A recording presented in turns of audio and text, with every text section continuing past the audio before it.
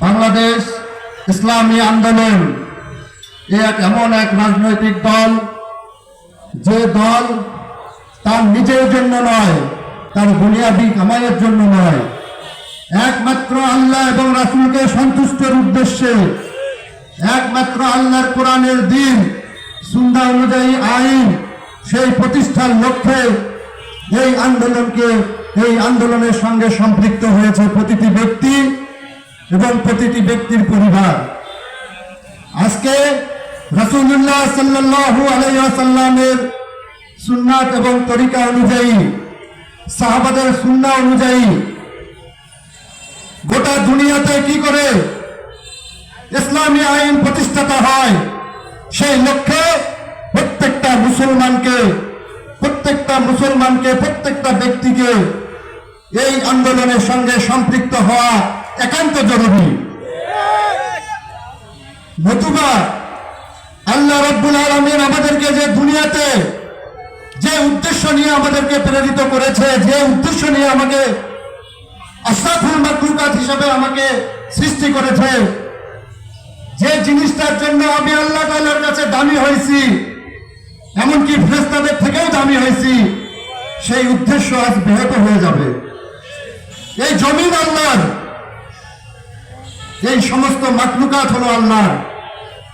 এই জমিনের ভিতরে কি করে আল্লাহর আইন প্রতিষ্ঠিত হয়, এই চিন্তা শক্তি যদি প্রতিটা মানুষের, প্রতিটা মুসলমানের না থাকে, সে প্রকৃত ঈমানদার নয়। সে মুখে বলবে আমি ঈমানদার, কিন্তু তার কাজ বলে দিবে সে ঈমানদার নয়। আজকে যদি আমি নিজেকে ঈমানদার হিসেবে দাবি করি, আজকে যদি আমি নিজেকে মুসলমান হিসেবে দাবি করি, সর্বপ্রথম আগে আমাকে সংশোধন হতে হবে। ঠিক না ঠিক?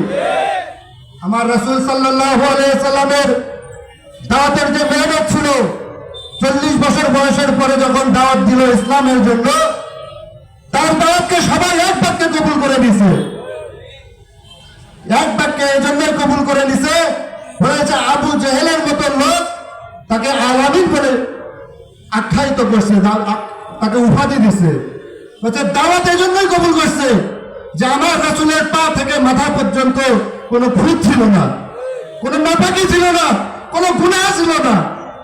আজকে যদি আমি যদি রাসূল সাল্লাল্লাহু আলাইহি সাল্লামের সুন্নাহ অনুযায়ী চলি এবং আল্লাহর হুকুমকে আমার দিলের ভিতরে যদি পুরা করি এবং এই দ্বীনকে প্রতিষ্ঠার জন্য আমি যদি দাওয়াত দেই, এই ইসলামী আন্দোলনের সঙ্গে সম্পৃক্ত থেকে যদি কাজ করি, আল্লাহ চাইতো আবার এই দুনিয়াতে দ্বীন জিন্দা হবে ইনশাআল্লাহ।